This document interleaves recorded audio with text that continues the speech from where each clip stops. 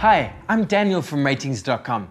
In this video, we'll go over how to set up and calibrate the 2018 LG C8 OLED. Note that these recommendations also apply for other 2018 LG OLED TVs, as they share the same panel. The B8 has a different processor, which is a bit slower and doesn't handle gradients quite as well, but otherwise these recommendations should also be valid.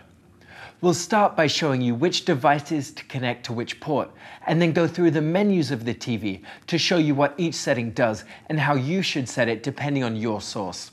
The LG OLEDs each have 4 HDMI ports. The second port, which is directed out of the side, has the ARC label. This should be connected to a receiver with audio return channel capabilities to direct sound from the TV's apps or other devices through your external sound system.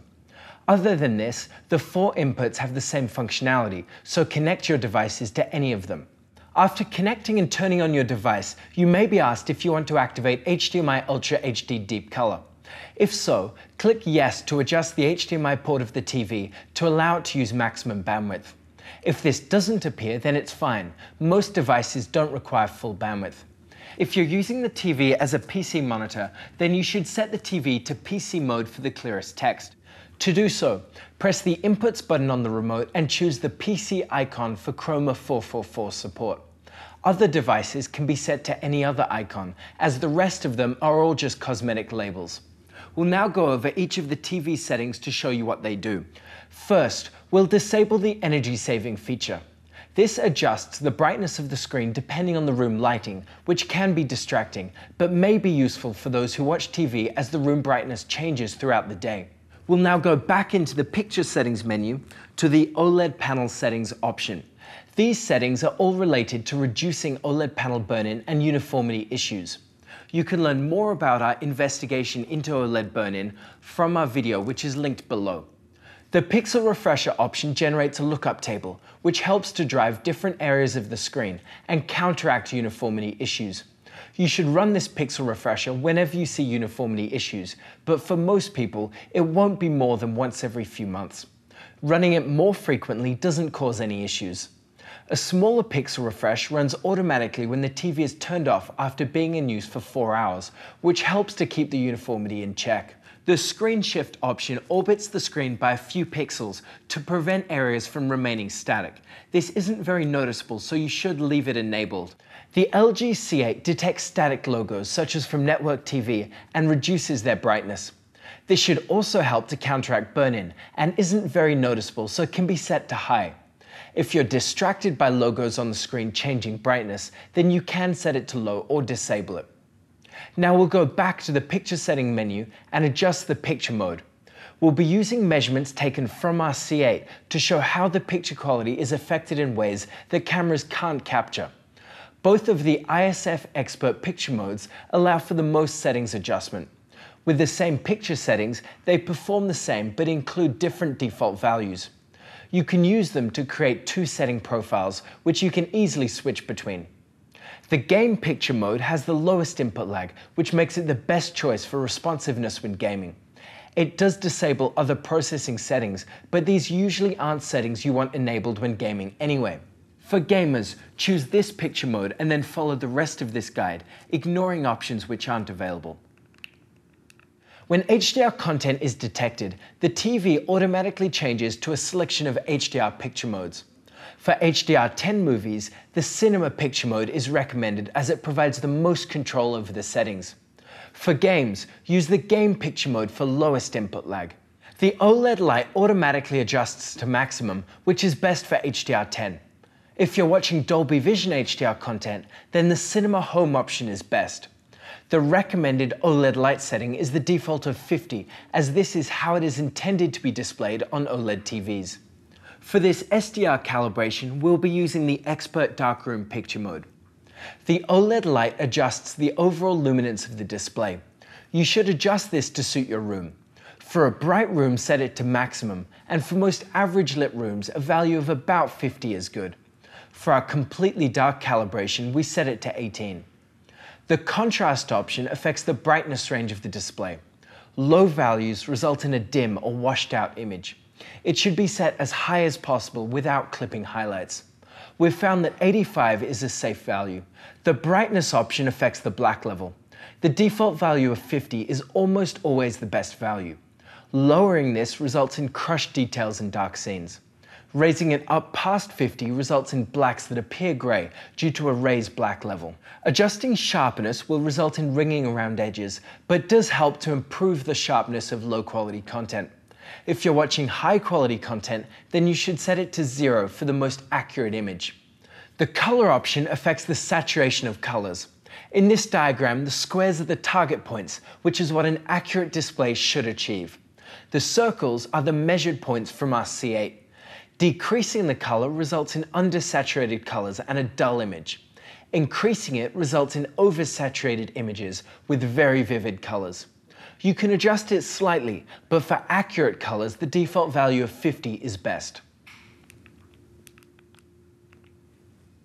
The tint option rotates the color palette. For the most accurate colors, leave it to 0.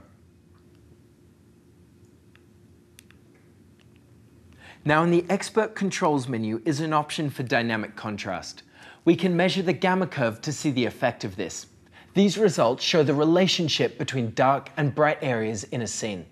A lower gamma value results in a brighter image, and a higher value results in a deeper or darker image. The dynamic contrast option tends to lower the gamma curve, bringing out extra details. This does result in a brighter image, but it is less accurate, and if you do want a brighter image, then it's better to adjust the OLED light and the gamma setting. The super resolution option can be used to bring out more detail in low quality content. It can be useful for low quality DVDs or cable TV, but for high quality content it should be left disabled. The color gamut option affects the target colors of the display.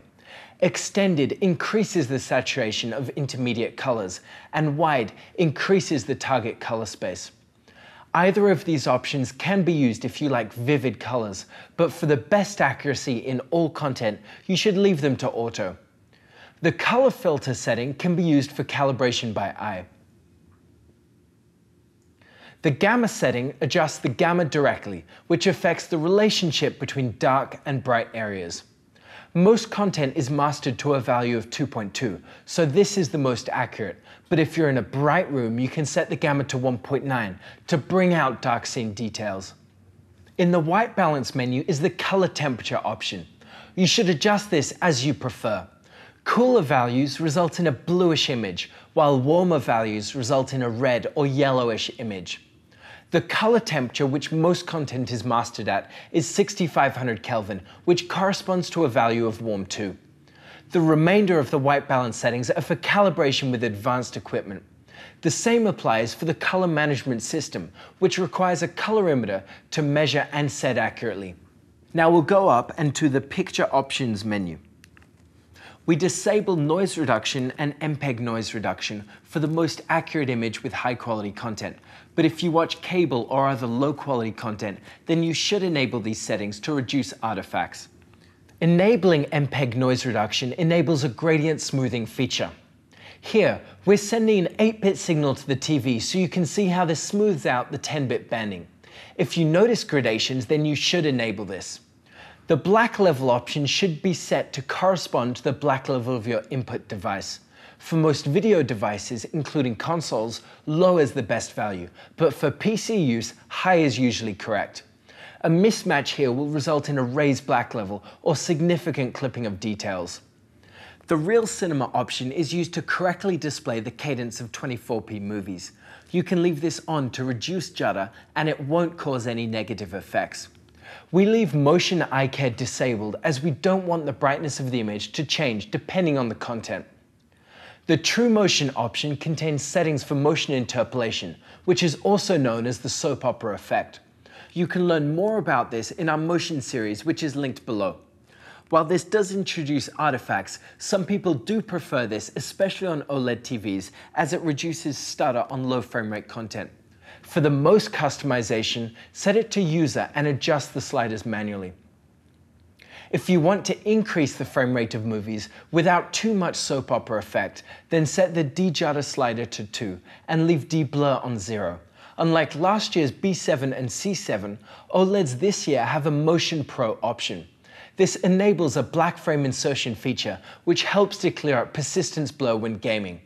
It is useful for the clearest motion in fast-paced games, but does introduce noticeable flicker, so many people dislike it. If you don't like this flicker, then just leave it disabled. So in conclusion, for PC use, set the input icon to PC. Gamers should use the Game Picture Mode for the lowest input lag. For an accurate image when watching movies or TV shows, pick the Expert Darkroom Picture Mode and disable the processing settings. For each of these uses, adjust OLED light to suit your room and the color temperature to suit your preference. When watching HDR content, the TV automatically goes to a number of different HDR picture modes. For HDR10, use the Cinema Picture Mode with the default OLED light value of 100. For Dolby Vision, use the Cinema Home Picture Mode with the default OLED light setting of 50. Let us know how you find these settings by leaving a comment down below. And if you like this video, then subscribe to our channel or become a contributor. Thank you for watching, and see you next time.